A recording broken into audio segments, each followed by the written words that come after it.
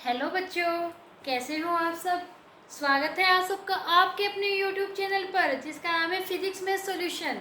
बच्चों, हमने इससे पहले जो लाइफ प्रोसेस के जो टॉपिक्स किए हैं उसमें हमने हमारी लास्ट वाली वीडियो में किया था transport of water and mineral.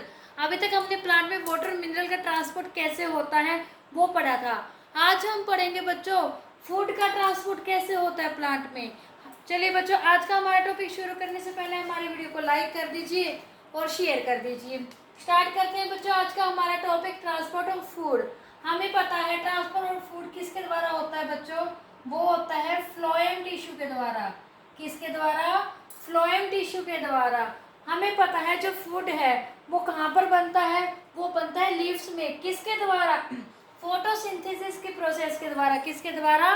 Photosynthesis के प्रोसेस के द्वारा। वो होता है बच्चों सिंपल फूड। हमें पता है जैसे हमारी बॉडी में बनता है ग्लूकोज, इसी तरह से क्या होता है उन प्लांट्स की बॉडी में भी होता है सिंपल फूड वही।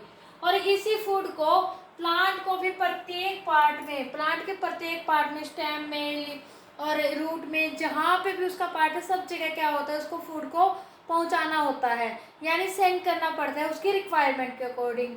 वो कैसे होता है? वो होता है बच्चों फ्लोएम टिश्यू के द्वारा। किसके द्वारा?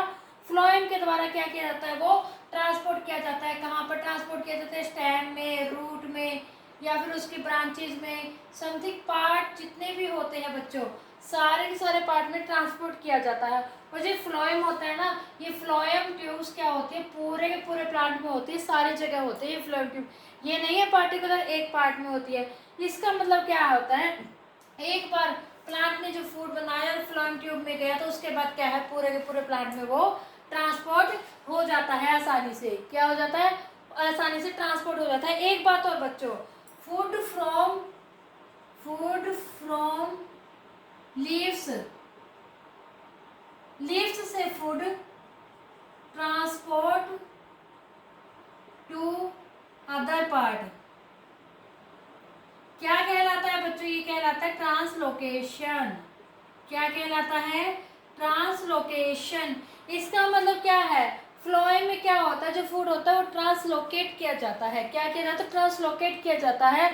और उसके बाद जो भी इसमें लिविंग सेल्स की जो भी एक्टिविटी होती है उसके हिसाब से जो भी प्लांट में जिस पार्ट में जितनी रिक्वायरमेंट होती है फूड की यानी एनर्जी की, उसको वहाँ पर सेंड कर दिया जाता है। अब सबसे मेन बात, अब फ्लोएम में से जैसे कि हमने जाइलम में देखा था उसमें जाइलम वेसल्स वगैरह होते हैं, उससे ट्रांसपोर्ट होता है। तो फ्लोएम में कैसे होता है? फ्लोएम में होता है बच्चों सीव ट्यूब्स के द्वारा। किसके द्वारा? Sieve tube. फ्लो जैसे जाइलम वेसल्स में ट्यूब होते हैं ना, ऐसे ही इसके अंदर भी ट्यूब होते हैं, उन्हें बोलते हैं सीव ट्यूब्स। ये भी क्या होते हैं बच्चों, एंड टू एंड ज्वाइन होती है, एक के बाद दूसरी दूसरी, लेकिन बहुत लॉन्ग होती है। और ये भी ब्रेक डाउन करती है, लेकिन ये कम्प्लीटली ब्रेक डाउन नहीं होती जाइलम वेसल की तरह। ये होती है तो ये ब्रेक डाउन होने के बाद क्या बनाती है बच्चों, ये सीव प्लेट बनाती है। देखो ये बनाई हुई है और इनके बीच में थोड़ा थोड़ा स्पेस होता है, जो हमने स्पेस दिखा रखा है थोड़ा। ये क्या, इस स्पेस में क्या होता है, जो फूड होता है ना वो इसी स्पेस में से क्या हो जाता है, एंटर करता है, पास होता है इसी स्पेस में से। ओके बच्चों। और ये बच्चों क्या होती है, लिविंग सेल होती है। क्या होती है? लिविंग होती है। ये क्या होती है? लिविंग सेल होती है। इसके अंदर क्या होती है?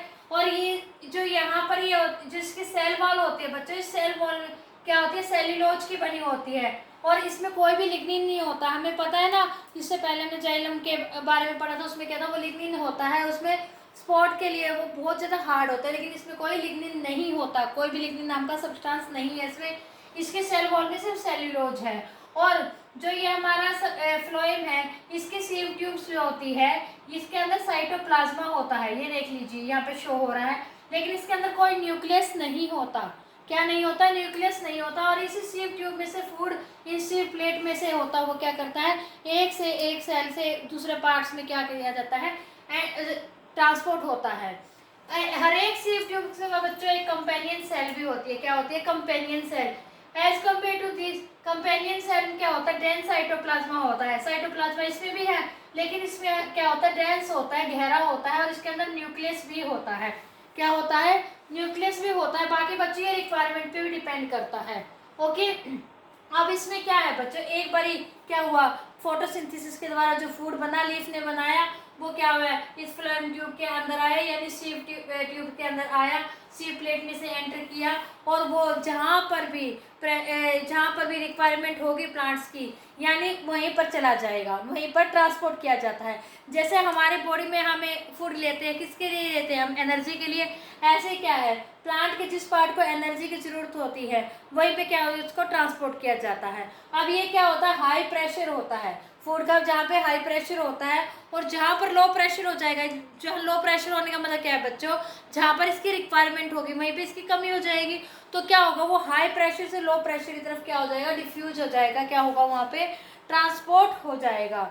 ओके बच्चों, आए समझ में। एक तरह से क्या है, ये एक पूरा नेटवर्क बना होता है, यानी फ्लोएम जो टिश्यू होता है ये पूरे के पूरे प्लांट की पूरी बॉडी के अंदर होता है, इसलिए हम ये कह सकते हैं एक बार इसके अंदर फूड एंटर किया और पूरी बॉडी के अंदर ट्रांसपोर्ट हो जाएगा उसकी रिक्वायरमेंट के अकॉर्डिंग। और इसमें मैकेनिज्म में हम क्या कह सकते हैं बच्चों, इसके मैकेनिज्म में हम ये कहेंगे, जो हमारी सीव ट्यूब्स है ना, इसके अंदर जो फूड आता है, फूड नहीं आता एक तरह से, वो हम कहेंगे, हम ये जैसे हम कहते हैं भी हम जो खाते हैं वो आ गया, ऐसा नहीं है। प्लांट ने जो फूड बनाया, ग्लूकोज बनाया, वो नहीं है, उसमें से जो एनर्जी होती है, यानी एटीपी मॉलिक्यूल्स के रूप में होती है ना एनर्जी, वो एनर्जी आती है इस ट्यूब के अंदर, और वही क्या होती है, रिक्वायरमेंट के अकॉर्डिंग, जहाँ पर भी रिक्वायरमेंट होगी वहीं पर क्या होती है, ट्रांसपोर्ट की जाती है।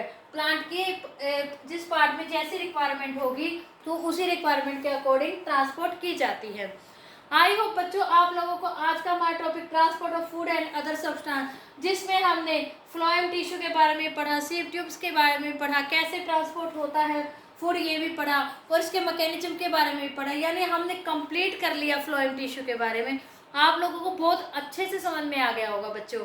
अगर फिर भी आप लोगों को कोई डाउट है तो आप कमेंट सेक्शन में कमेंट करके पूछ सकते हैं। और अगर आपको आज का हमारा टॉपिक अच्छा लगा तो बच्चों हमारी वीडियो को ज़्यादा से ज़्यादा लाइक कीजिए, शेयर कीजिए, और हमारे चैनल को सब्सक्राइब कीजिए, बेल आइकन दबाना ना भूलें, ताकि आपको ऐसे हमारे आने वाले और अगली वीडियोज़ के नोटिफिकेशन सबसे पहले मिलते रहे। तो बच्चों तब तक के लिए goodbye and take care.